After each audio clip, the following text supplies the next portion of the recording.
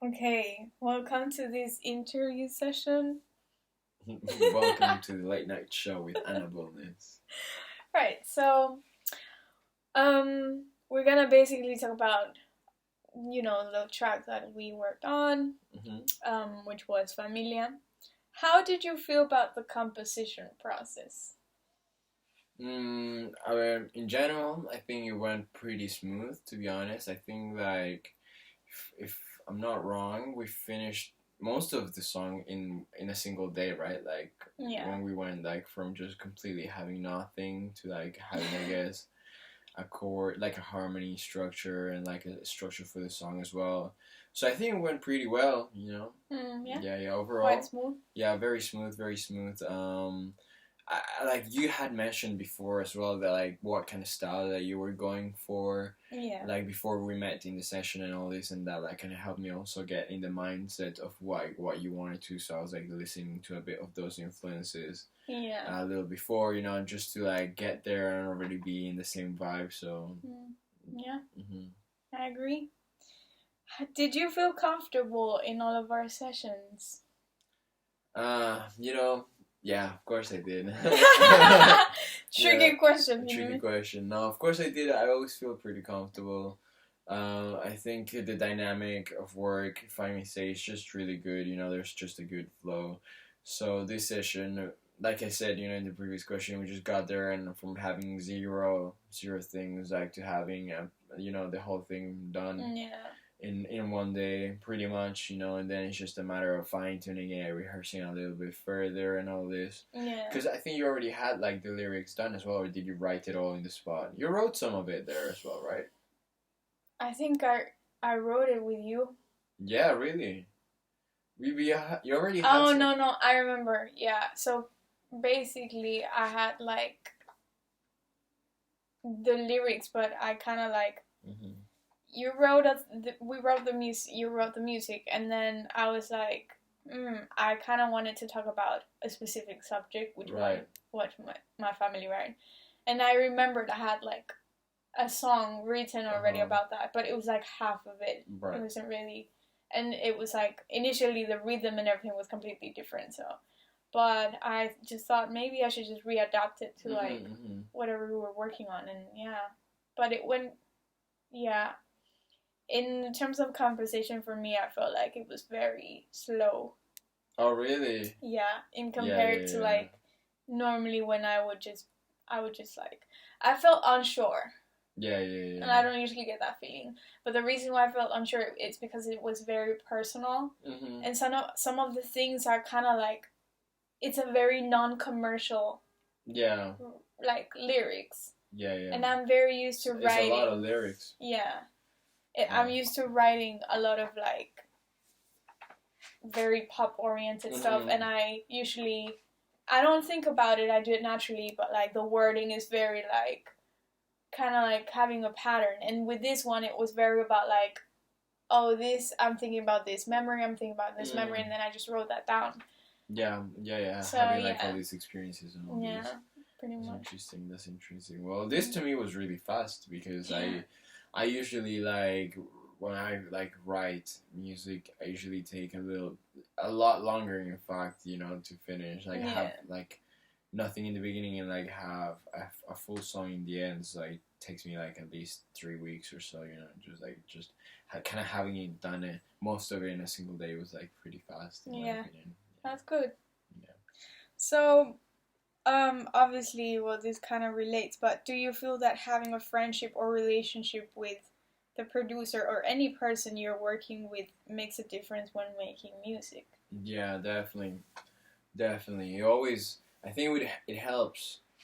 Although sometimes it helps as well to not know the person, because that means if something is very personal, because they don't know you, they won't connect like to a very personal level with you, which sometimes is just best, to not be vulnerable. Yeah. But at the same time, like in this case, I think it's very helpful because, like I said, it just like helps. I think the session like go way more comfortable for all the people working in it, and it's been my particular case. Like that, I actually enjoy writing music a lot more with friends and people that I know, because I know like, what are their what's their thing in their music, what they you like know? and Yeah, what what they they don't, like, yeah. what they don't, and whether we like the same things, you know, or not. And so it's always better, I would say. Yeah. At least a bit more fun. You know? Yeah, definitely. Because you already know that there's like, I guess you could say, a musical chemistry, and there's not something to worry about. And to me, that's always something to worry about, because, you know, if two people don't, or two or three, or however many people don't have like a musical chemistry, it's really hard to work together, I think. Yeah. Yeah, there's definitely like a disconnection there, and it might not come across the same way. Yeah, you can't get your point across, or, you know, the idea is not like sitting the same in both of the people involved, or whatever, you know. Yeah. Do you think that there's any specific objects or things you need to have while you're on a session? Maybe, yeah. I mean, my instrument, obviously. Yeah. And certain things. Wait, things or what? Yeah, like, kind of like, I've noticed that you're always like aiming to have like objects. And then you get into this mood. Okay, yeah. So I'm just wondering if you're aware of it, or should I just say it? No, I'm not aware of it. Maybe the hat and the sunglasses. Oh, the hat and the sunglasses. Yeah. Do you feel like you need that to like get the into sunglasses? Sometimes the sunglasses, definitely. I have these sunglasses that actually make everything look so much prettier. If you just look through them, everything just looks a bit groovier. Yeah. Well, it looks better from my eyes, anyways. Yeah, I can tell. So, yeah, the glasses definitely. I just like the color scheme of things, you know. And when I'm grooving, the hat, it's just because I had long hair, you know. But not really. Okay. Yeah. Okay, I see. Well, unless like if I'm recording here in my room or in the morning or whatever, I like to have incense, you know, just like yeah, definitely helps the creative juices. Yeah, that makes sense.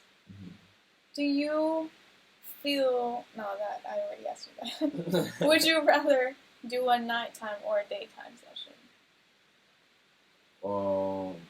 You know what? Both. I mean, I really like to do a daytime session. Like afternoon sessions, definitely. Afternoon sessions. So like neither. You know, like not like very late at night because I can't focus very well at night just because I like get sleepy. Yeah. But in the morning, I feel like if I do a session in the morning, I feel like I'm missing out on the day kind of thing. Like I could be enjoying the weather and all this. Yeah. But if it happens, like the sessions, ideally between like 4 to 5 p.m., you know, to like whatever time, that's the best time for me because I'm in the vibe of the day, you know, that's like good. Sunset hopefully is occurring. Yeah. And I love that, yeah. Oh, that's interesting. Do you believe that the uses of substances like drugs or alcohol enhances the creativity when you work on music? That's a very interesting question you should ask. Not always. I think it deteriorates the creative process, in fact, sometimes, you know, because I think some people specifically use like certain substances and then obviously it becomes like a creative dependency where you can't come up with something unless you've had that substance. And that I think that means that you're not always fully aware of your own sober capabilities or so. Yeah. But at the same time, you know, gotta take it with a grain of salt. Like there's, I think, certain ideas that will just not come up if you would have been sober. Like there's things that probably would not have come to your mind if you were not under this influence per se. You know, if you like probably smoked up whatever thing or just have like however many drinks, like would you have come up with this if you would not have drank so much? Yeah. I don't know. Probably even better. Probably not. You know, so I don't think it enhances the music experience. You know, because like the music experience and the process of making music itself is already so magical. You know that it is a drug on its own to make music. You know. Yeah. So yeah. That's true. Yeah. Do you think? No, before I ask that, are you happy with your performance in this track? I am. Yeah, I'm satisfied. I'm content. Okay. But like any musician, I think there's always room for improvement. You know, when you listen back to yourself. At least it happens to me that like every time that I listen back to something I did, I always think, man, I could have done this differently or better, or like, you know, you're always like looking at the things that you didn't do right. So in the sense of that, I think I could have done better, you know. Yeah.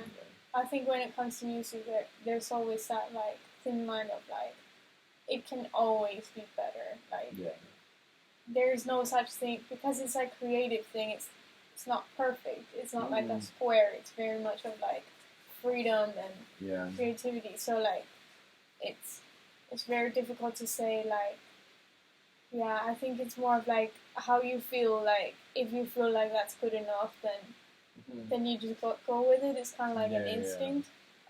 Obviously, if you feel like nah, like this is not, I'm not very happy with it, then you would change it. But I think it is kind of like a feeling of like, yes, I like this. I feel like this is right.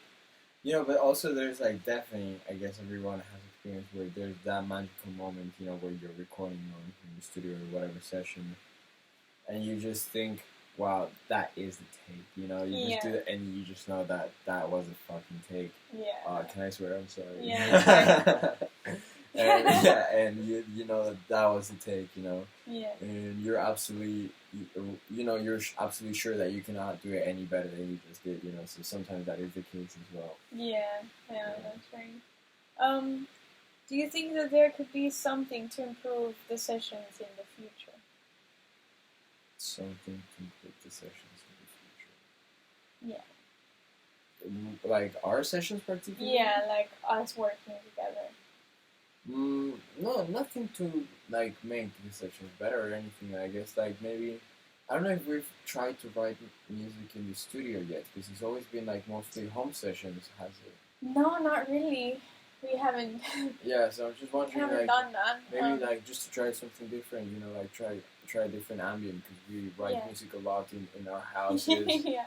You know, that's where the ideas like start, and when like it usually progresses and so on. But like we're personally like this last time we were very, I would say I'm very like home studio, home workstation oriented. You know.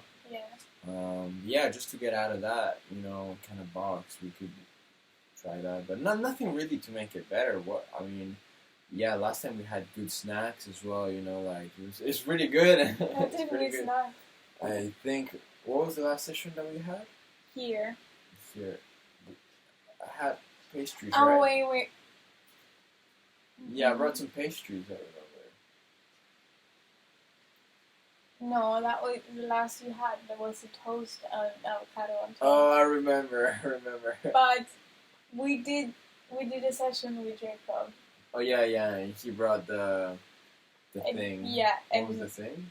I can't remember the thing. Yeah, me neither. That was great. I know it in Spanish. What's it like? Papaya. It's not papaya. It's not papaya. No, butternut squash. That thing. Yeah. That was so good. Char grilled. Yeah, that one. Yeah, that's nice. Yeah, but we mostly eat when we're like. That's right. You gotta fit your musicians. That's true. Well, that was it. I hope you can take something from this. Yeah, definitely, it was great fun. And thank you. Subscribe to her channel. Yes, please. I know we miss music. Yeah. All right. Cool. Bye.